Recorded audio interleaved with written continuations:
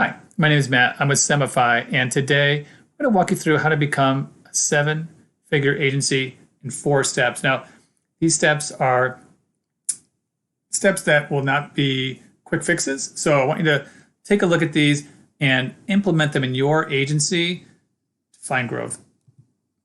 Our agenda for today, we're going to discuss what we believe as a company, and that's part of the reason why we made this video for you. We're going to discuss how to model key assumptions in your business plan. Next, how to create an innovation engine at your firm. Then we'll target how to jumpstart sales if your firm's revenue stalled out. And lastly, how to generate meaningful customer feedback that fuels growth. So we believe that growing together creates the freedom to be more, do more, and have more. We also believe that we accomplish more together than we can separately. We also want you to help you reach your true potential as an agency. We see so many firms that are really good at customer service, are super knowledgeable about SEO, paid search, social media management, but just can't get their revenue moving forward consistently year over year. So we want to help you fix those blind spots that are holding you back from growing consistently year over year.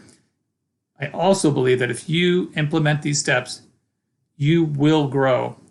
I promise. Let's go through business model assumptions. So we're going to talk about how to model these assumptions. And what we want you to use is our business model assumption spreadsheet. We believe it provides a holistic view of how you generate revenue and how you lose revenue. We're going to show how you can adjust assumptions that affect your business plan. It will help reveal if your model's broken and, if it is, where to fix it. Now, in terms of how to use this spreadsheet, we're going to jump in a minute. But before we do, you can see over here in column B that we have inputs. These inputs will allow you to understand what the effect will be on your revenue 1 year or 2 years out. So we definitely encourage you to play with those inputs and make a separate tab for each team member and let them problem solve. Let them jump in and take ownership of that, because that's where the magic happens. For example, if you had an employee who said, hey, I'm the salesperson, I think I could increase revenue from, say, for example, this $700 level to $1,000, if that would get us where we need to be.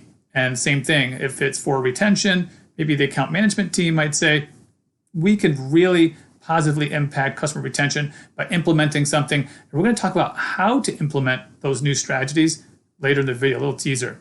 So lastly, before we jump into the spreadsheet, I want you to understand why we use median and not average customer revenue data. You can see here, this average revenue in these cells. We use median because average can be deceptive. So for example, let's say that you have 10 customers who are generating $1,000 a month, and then you have an 11th customer that's generating $10,000 a month. So if you divide 20,000 by 11, you get $1,818. Well, if you use that as your the average, you would think that your average customer is worth $1,800, when in reality, it's really the 1,000. And the $10,000 customer is a bit of an outlier. So it is more important, you know, that you'll be able to reliably bring on $1,000 customers, not so much the $1,800 customers. So we're going to stick with that. So let's show you what this business model assumption spreadsheet looks like and how to play with it. So as you can see here, we use sales qualified leads as an input. So let's say that lead costs your firm $200 to generate. That is an input. So that's a cost that's going to negatively impact the amount of revenue you're generating, obviously. So the more leads cost to generate, and you can factor that in to determine how that impacts revenue. Then we can model out how many new customers a month, either A, you're getting right now. Maybe it's only 5 right now. So we need to look at that. And we'd like it to be 10. We can play with that. Now next, average revenue, or median, I should say median revenue in months 1 through 3 is going to be at $700. Then median revenue in months 4 plus at $1,000. So we want to have a revenue growth goal, in this case, of increasing it by $300 over the first 3 months through some cross-selling. And then lastly, customer retention. We want that to be 95%. And that's what we shoot for. So if I wanted to play with this, and as you can see here, in month 1, obviously we have $700 because we have one customer. But if we keep going, you can see over time that if we follow this model, that we will have $352,547 in annual revenue at that point.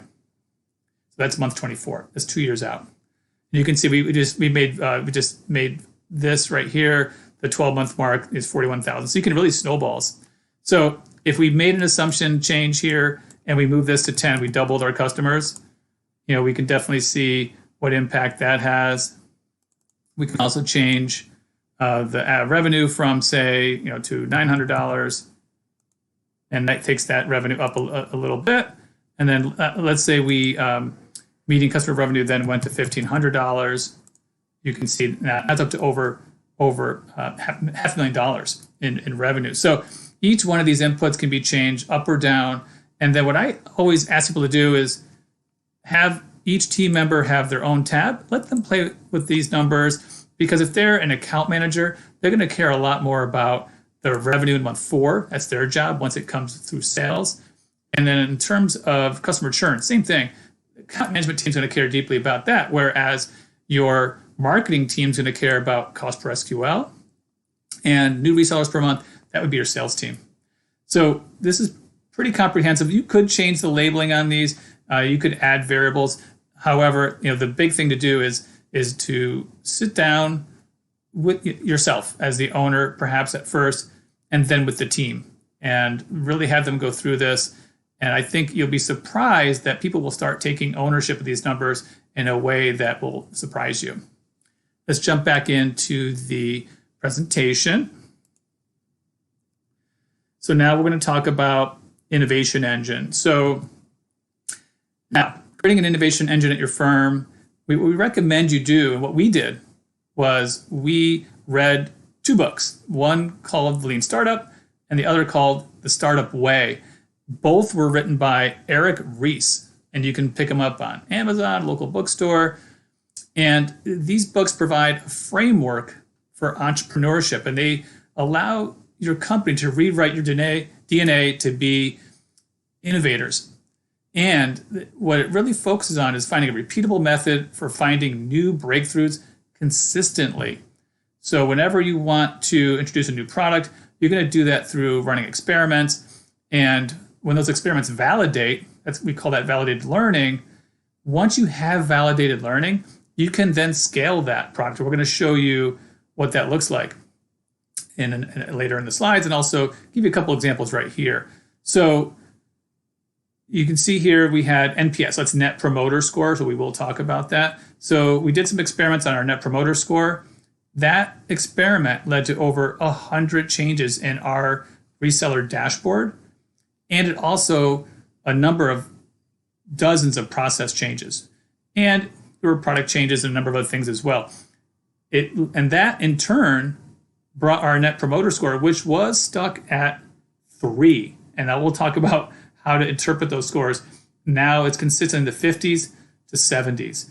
So that was a huge turnaround for our company, and if you overlay our revenue over our Net Promoter Score, they're highly correlated. Next, we also created matrix teams. This is how we organize ourselves, our team. So we used to have a writing team, a web team, sales team, account management team, local SEO team, PPC team, etc. Well, when we changed it to have a cross-functional team that we call a matrix team, so the new teams, rather than having all our PPC analysts siloed off, and again, the account managers siloed off, and so on and so forth, we changed it. We now have an account manager, writers.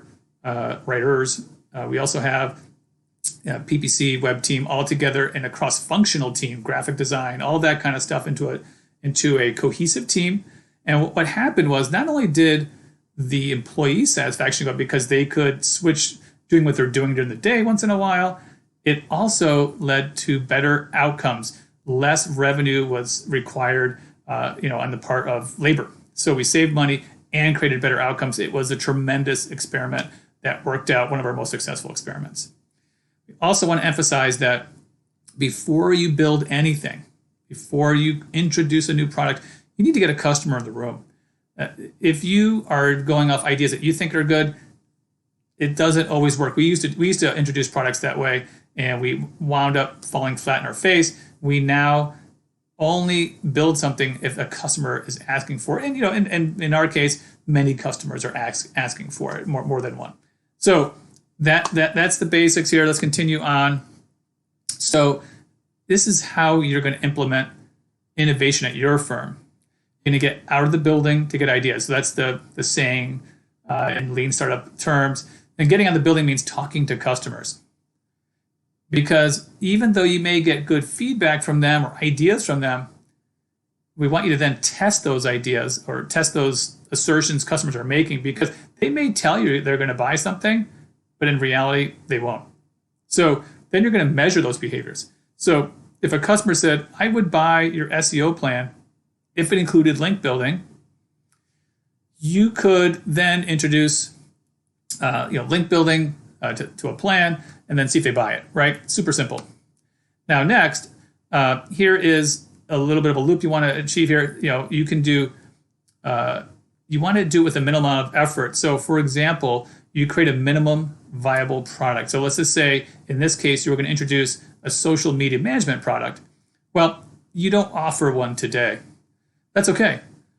I'm going to tell you that you can find out if people will buy that product without hiring a social media analyst, without buying software like Hootsuite or any of that. All you have to do, and here's minimal, is create a sell sheet to show customers what would be on the product. So it'd just be a nice glossy thing, or a really good looking a doc you make in Google Docs, and give that to the customer, make a presentation, and see if people buy it. Because if no one buys the product, guess what? Everything else you would have done, the hiring, the buying the software, all that stuff, is a complete waste, because guess what? In the end, maybe no one's going to buy it. So that's super minimal. And that's what I mean by reducing waste. And don't get too crazy. Make the sell sheet super easy, for example, or whatever that minimum viable product is. If you're going to create a software that would help with local rankings, do it manually first. Then we can create the software after it validates. So you may be thinking, well, how do I run those experiments? Well, this is the process that we use every day. We've run literally hundreds and hundreds, if not over 1,000 experiments, and invested nearly hundreds of thousands of dollars of employee time in running experiments. So step 0, I already mentioned this one. I'd like you to buy the Lean Startup book and the Startup Way. Next, assign someone to be your innovation leader. Now, that may need to be you in the beginning, or if you have someone on the team who's always got great ideas, they're always interested and curious people, ask them to be the innovation leader. Next, I'd like you to hold regular meetings to track innovation progress. So making sure that people are executing the experiments properly, making sure that they're reviewing the results, all that kind of stuff. And then step 3, I want you to use this Semify document. So we've used this for, like I said, countless experiments. I'm going to show you what that looks like in a moment. And then step 4, you're going to gather the customer data. So in our example where we introduce a social media management product, we're going to pitch it. We'll have our salesperson pitch that product. And then let's say we guess that out of 10 people that we pitch it to, that 2 will buy. And then if that's enough to, for a first round of experiments, and if we get to this thing would validate, now most likely we'd want to revalidate that, make sure we have a really good finding, but that would be a success. And then, as I mentioned, we're going to specify another experiment using the information you gathered. Now, you might have learned from that first experiment that people actually, they want you to do retweeting, for example. And so you didn't have that in the product. You can simply add that in the next version and see if that gets you from 2 sales to 3. And if it does, boom. And that will get you, and what you want to see is week over week improvement in those numbers. And you do that through gathering the feedback and then improving the product in this case and continuing to experiment. So that's really where we want to go. So let's show you what the specified document looks like. So this is our experiment document. So in this case, we're gonna show you this in a moment, but we did a cool experiment called our Premium On-Site SEO project. And the agenda here, is review and execute the data. So you want to create a bunch of learning goals. So you want to learn, maybe in our case, if someone would buy a social media management product. Well, in this case, we wanted to learn if they would buy our Premium On-Site product. We had a guess that, through this working with a very large agency partner, that people would buy a one-time product that could show quick results. So we then figure out what the riskiest assumption is, which is F, and then leap of faith assumption. So that we might have said, well, they want it, that our customer, because we were working jointly with our reseller, that they want us involved in the process, that they were satisfied with the product, that we had our initial pitch had adequate sales and marketing materials. So that's what we did. We needed materials, so we built those. That's what we ended up going with. So you want to figure out what do we need to have this be successful, and then here is our hypothesis. So just like a scientific experiment, you have a hypothesis. In this case, if we give our resellers a more detailed proposal with keyword selections, then sales will increase. That was our hypothesis. And you'll see why we did this one in some subsequent slides. And then our metrics were a number of premium on-site reports that we sold. Super simple. We made a cohort design. We wanted to include resellers who had previously sold the premium on-site product. So we introduced this to the main reseller and some other resellers, had them sell this product to their customers and see what happened. And we found that every agency we were able to introduce this to was able to sell this consistently well. And we did several versions of the experiment. So we needed 10 resellers minimum. So in your case, that might be 10 customers. And so we had some rules there, and then we made our minimum viable product. We just made a deck. And so there's a lot of data here. We had our experiment design. We did some, you want to do split testing. We did time series in this case, which is like a before and after instead of like an A and B split. And then time frame was 3 weeks. And then if less than 30% of resellers purchase a premium on-site, then the experiment will invalidate. So and we had that happen. It worked well. So let's go back into the experiment. And by the way, that version of that document will be available just like the spreadsheet was, so you can use it for your team. Next, we're going to talk about how to jumpstart sales if your firm's revenue is stalled out. So this is actually the experiment that we ran with not only 10 agencies, but one in particular, because this is the firm that was they're a big customer of ours, and their sales team was stuck. So they were stuck at $90,000 a month in sales, which is a big number. However, they just could no longer outsell their churn. At some point, you'll see, if you go back to that business model spreadsheet, like everything's related, you'll see that at some point, it's no longer possible to outsell your churn. You need to do something else. So they couldn't improve close rates through contests and other measures. So they consulted with us. So we did a number of experiments. We joined the sales calls with their reps to find out what the customers were saying.